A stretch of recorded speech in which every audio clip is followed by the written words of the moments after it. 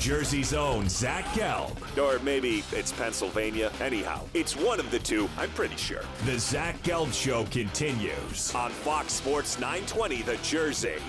All right, welcome back in. Zach Gelb Show, Fox Sports 920, The Jersey, 516. As we broadcast to you live from the Princeton Orthopedic Associates studios, Eagles get the big Week 1 victory up against the Washington Redskins on their home turf. And now they'll travel to Kansas City to take on the Chiefs Sunday at 1 p.m., and you can watch the game on Fox. Kevin Burkhardt and Charles Davis will be on the call. Now let's go out to the hotline and welcome in Paul Domowitch, who covers the Eagles for a long time for the Philadelphia Daily News, and he's kind enough to hop on board with us right now. Damo, appreciate a few minutes. Thanks for the time, and how are you?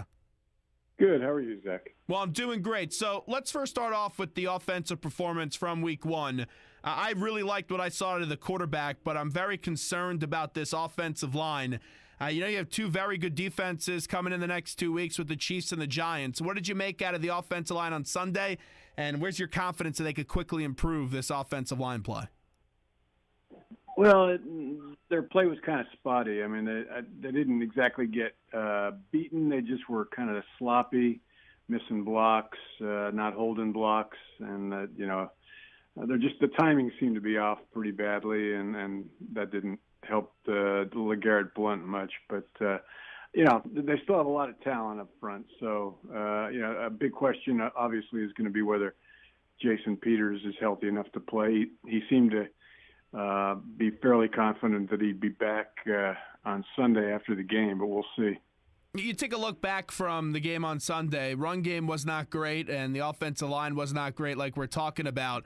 But the quarterback, who was running for his life on some plays and had that big connection to Nelson Aguilar, I know there was a lot of positive. There's also some negative with the quarterback. When you look at the quarterback's performance from Week 1, how do you evaluate it?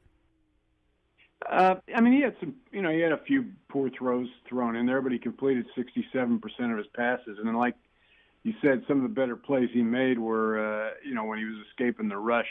I mean, that's kind of what he brings to that position for them, is a guy that can extend plays. He gave Aguilar time to get open on that 58-yard touchdown pass early, had a 23-yard, really nice 23-yard throw in the fourth quarter to Zach Ertz, where he escaped a guy that I have no idea how he got away from him, and then had Zach break downfield and threw him a pass for a first down on 3rd and long. But, he still needs to be a little bit more consistent. There were some high throws, but his decision-making for the most part was pretty good. And they've got to do a better job of protecting him. I mean, you get hit as many times or get guys breathing down your neck as much as he did Sunday. He's not going to make it through 16 games this season. You look at the quarterback through his 17 games so far as the Eagles starter, and this has been someone that was thrown into the fire after they traded Sam Bradford, lost Lane Johnson because of his stupidity off the field from a year ago, and it just goes on and on and on. Last year didn't have a lot of good wide receivers, and they haven't really done a great job in putting him in good spots, and I'm always amazed by how he responds to those difficult situations, and it's why I think he does have a very promising future, and he is the franchise quarterback.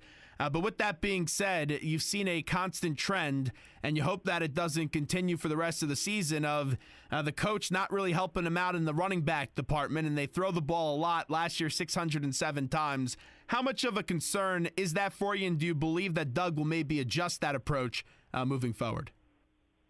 Well, this is always going to be a pass-first team. I mean, that's why they got Wentz. So, I think they need to be a little bit more consistently balanced than they were on Sunday. It wasn't that they were running really badly. I mean, they ran the ball. They had some balance in the first quarter, and they had some balance in the fourth quarter. It was just between there that I think the numbers were in the second and third quarters were like 28 called pass plays compared to 8 called run plays. So, I mean, I think they need to iron that out with regard to being a little bit more consistent to keep teams guessing. On the plus side, one of the reasons that I think that number kind of got skewed was that they were in a lot of 3rd and longs. I mean, that was supposed to be one of the things they were trying to eliminate this year. In the first game, they had 8 of them. Last year there was only 2 teams that had more 3rd and 8 or more than them. The good news is they converted several of them. I mean, Carson Wentz was really good on 3rd down Sunday. He was 9 for 11 for, I believe, 148 yards and 2 touchdowns. And on 3rd and 8 or more, he converted 4 of those, including the 58-yard pass for a touchdown to Aguilar and that pass we talked about earlier to Ertz. So, but you don't want to get yourself in that many 3rd and longs because eventually they're going to catch up with you. How do you see the carries playing out on Sunday? Heavy with Blount, I would have to imagine. Like, what do you make out of Smallwood and his not very impressive week 1? Yeah, that confused me a little bit. Cause I'm not high on LeGarrette. I think he had 299 carries last year. He's 30 years old. I'm not sure what he's got left. I wasn't impressed by what I saw on Sunday. There were some times when he had some holes, and it seemed like it took him forever to get to them and never got through them. I see him as being a guy that they're going to use ultimately in short yardage and goal line. I think Smallwood's got to be the guy that ultimately is the closest thing they have to a workhorse. But again, they only gave him 4 carries on Sunday, so that tells me that they don't have a lot of faith right now in him. I think there's some questions about his ability to pass protect. So until he eases their mind there, they're not going to put him out there and worry about him getting Wentz killed. But the only other option right now is Sproles. This is his last year, so I don't see why you should hold back with him. I mean, he had a career high 94 carries last year, but give him the ball as much as you can. Talking to Paul Domowitch right now on the Zach Gelb Show from the Philadelphia Daily News. Damo, one more thing on the offense before we switch to the defensive side of the ball. We keep on mentioning Nelson Aguilar. Very big week 1. The big 58-yard play was very important to his confidence. But all offseason long, and I'm not an Aguilar believer. I still need to see more. I still need to see him do it consistently. But all offseason long, we heard about his confidence. Just how about where his confidence is at right now, especially after week 1? It's pretty high. He had a good spring, had a good summer, wasn't dropping passes, and played really well on Sunday. Besides, he had a career high catches and receptions, and 4 of his 6 catches were on 3rd down. I mean, last year he had 6 3rd down receptions the entire season. So, he seems to be headed in the right direction. The guy I see in the locker room and on the field now is very confident. The light seems to have gone on, so we'll see. But it's one game, so you never know. But I like what he's doing. Let's get to the defensive line. You saw the pressure that was occurring all throughout the game on Sunday. Then you had that final big play by the defense, even though I thought it should have been an incomplete pass, but it was nice pressure by Brandon Graham. And Jim Schwartz was aggressive on the blitz. So how about what you saw out of the defense this past Sunday?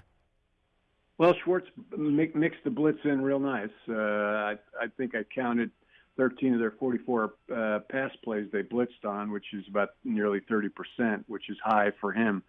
So, and they were effective. I mean, the interception was caused by a blitz when Jordan Hicks came up the A gap. But their 4-man rush was good. Derek Barnett looked good. Brandon Graham seems to be ready to make that next step. I mean, last year he led the NFL in pressure, but it only ended up with 5.5 sacks. I think he's ready to kind of turn a lot of that pressure into sacks, and that certainly would be big for both him and his team. Tim Jernigan looked good inside. Fletcher Cox was dominant. So, even Vinnie Curry played well. I mean, Vinnie Curry had probably his best game I've seen since he signed that big contract. So, no complaints about that front 4 last week. Now, the big thing that's going to be a concern going into this week is the loss of Ronald Darby. And 4 to 6 weeks, you take it from what many people thought was going to be the entire season when you saw that injury happen live in the game up against the Redskins. How do they go about replacing Darby?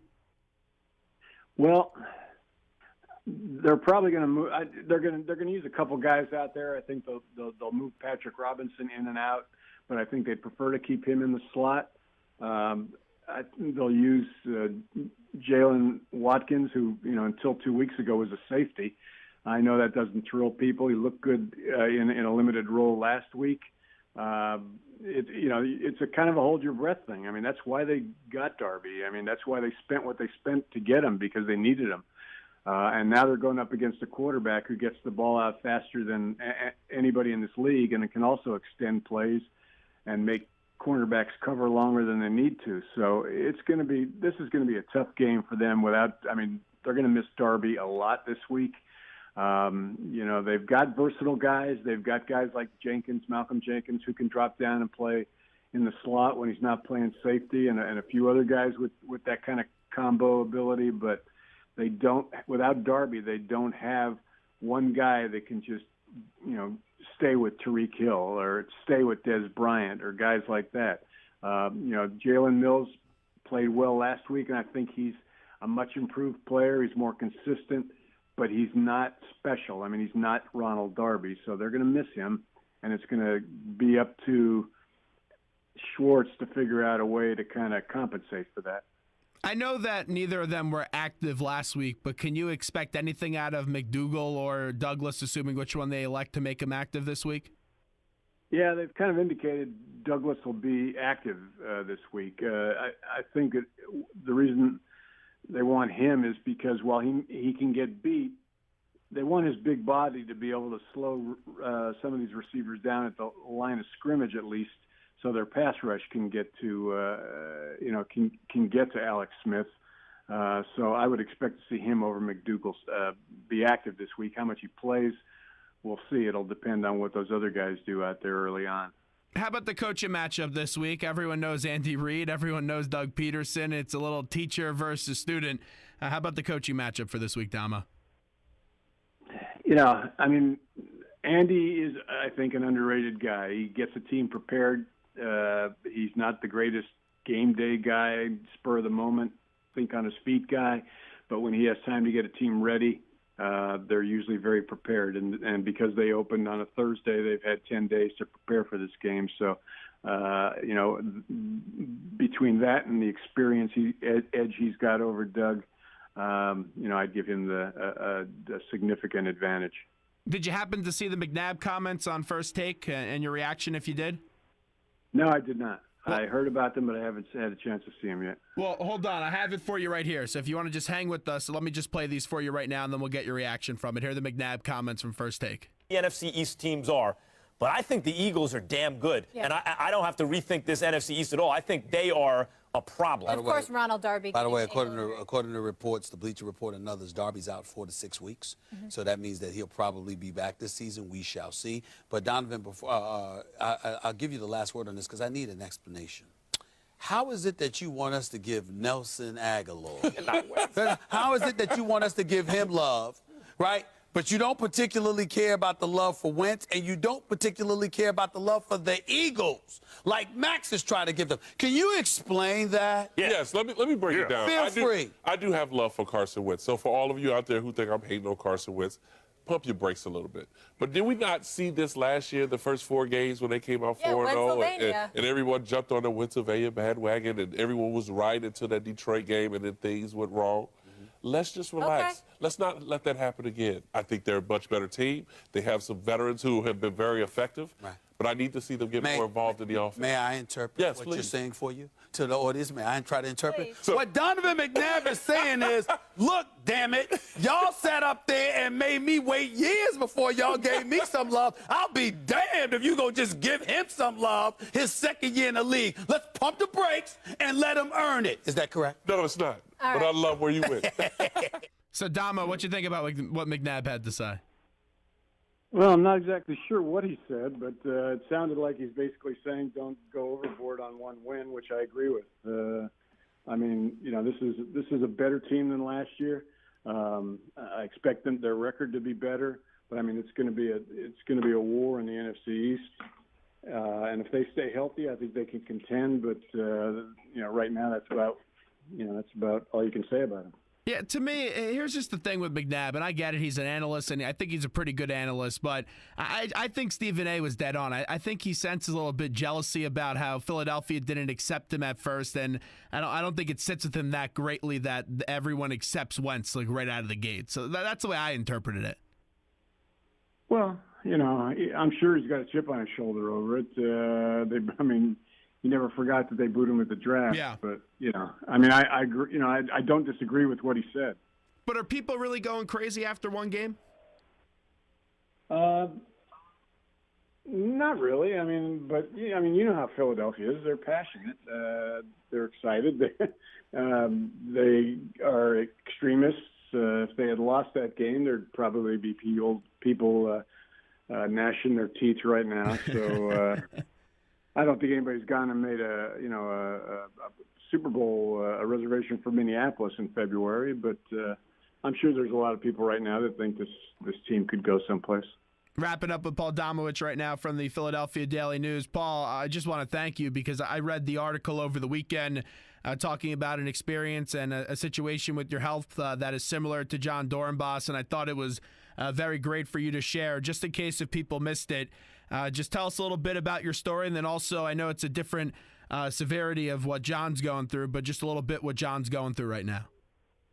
Well, I think he had surgery this morning. Yeah. So I haven't heard how it went. I assume it went well. He's very lucky. There are a lot of people because there's no symptoms to that. A lot of people, including a couple celebrities I mentioned in my story, John Ritter and Alan Thicke, have died from aorta aneurysms because they didn't know they had them until they ruptured. So. He's very fortunate. It's still kind of unclear what kind of test because he passed his physical in New Orleans and played in a game before they did more testing and found the aneurysm and otherwise that his doctors have said that he might have died if he played in their last preseason game. So or not their last preseason game, their first preseason game. So.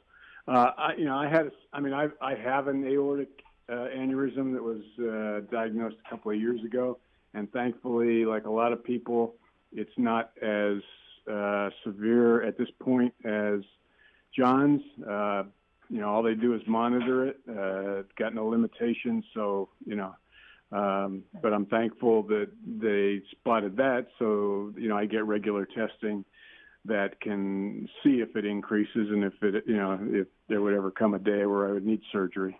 How about just the type of person that John was when he was here in Philadelphia? Because usually you don't see a lot of people freak out when a long snapper gets traded and you get back a 7th-round pick. But a lot of people, they were annoyed when John Dorenbos was traded just because how popular he was here.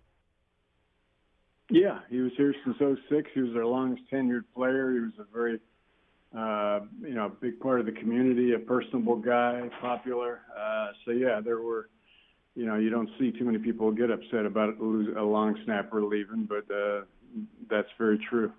Well, Paul, great stuff. And like we say, we appreciate you sharing your story over the weekend. We look forward to reading you in the Philadelphia Daily News as the season does continue, and hopefully we see some more Eagles wins. So we appreciate it, Paul. Take care, Zach. Thanks so much. Paul Domowitch from the Philadelphia Daily News joining us